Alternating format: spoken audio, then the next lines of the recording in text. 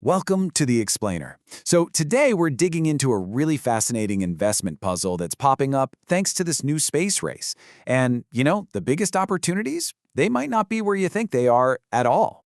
Okay, so let's get right into it. The Starlink IPO. It's one of the most hyped up events in finance, right? Everybody expects it to be the next rocket ship stock. And yeah, I mean that literally. But here's the crazy part, the paradox. Some of the smartest, most successful investors out there, they're looking at a totally different strategy. They're focused on companies that are planted firmly on the ground. So the question is, what do they know that the rest of us don't? All right, to really get a handle on this strategy, first we have to talk about this absolutely massive economic shift that's happening right now. And believe it or not, it's all being powered by one single incredible machine, Starship. So just look at the difference here. The Falcon 9, that was a game changer, no doubt.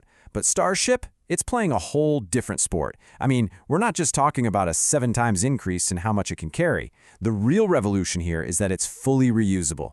This isn't just an upgrade, you guys. It's a total rewrite of the rules. And this is what that new rulebook looks like in dollars and cents. The cost to get a single kilogram into orbit hasn't just dropped, it's been totally vaporized. We're talking about it going from thousands of dollars down to just $20. That's a price collapse of more than 99%. It's wild. Just let that number sink in for a second. $20 per kilogram.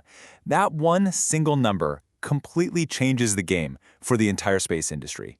It's what makes a global, super fast satellite internet network like Starlink not just a cool idea, but a massively profitable one. You see, what this all means is that Starlink gets this insane economic advantage. It lets them build out their satellite network faster and way, way cheaper than anyone else could even dream of. It creates what investors love to call an insurmountable moat. Basically, it locks out any real competition before they can even get their boots on.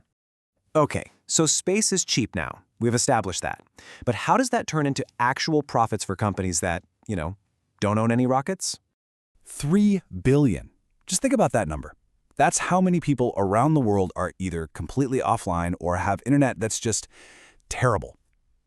Starlink is on a mission to bring this enormous group of people into the digital age for the very first time.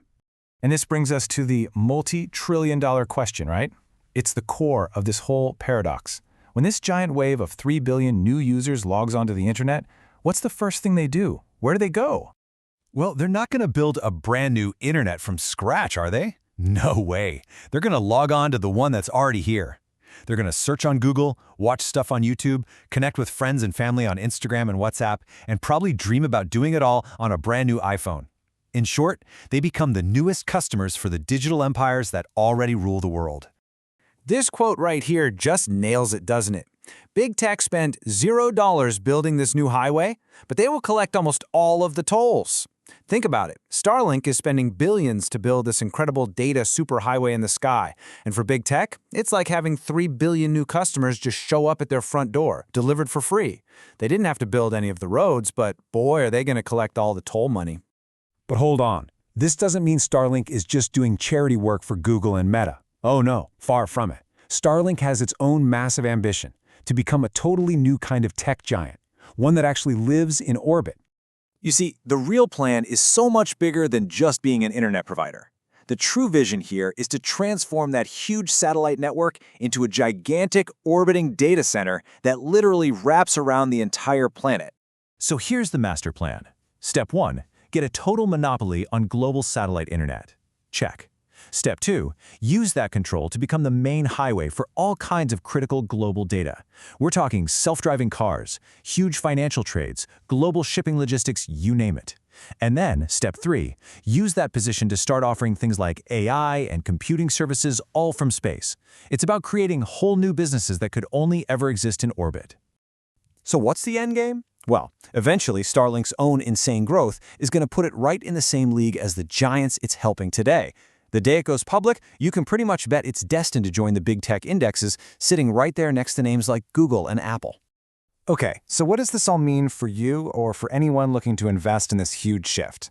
Let's finally solve that paradox we started with.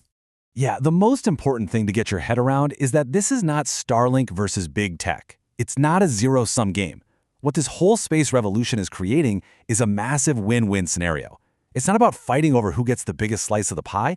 It's about the entire pie getting exponentially bigger for everybody involved.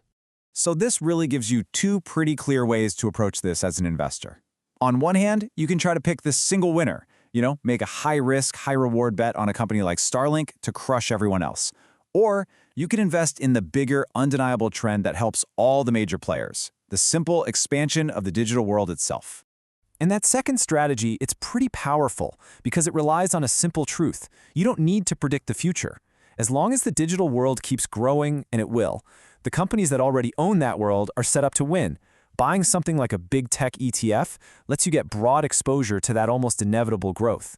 And really, that's the big idea to walk away with here. This next great tech boom isn't just about one company in space. It's so much bigger than that. The real key is understanding how the whole ecosystem is connected. It's a rising tide, and it looks like it's about to lift all the biggest ships.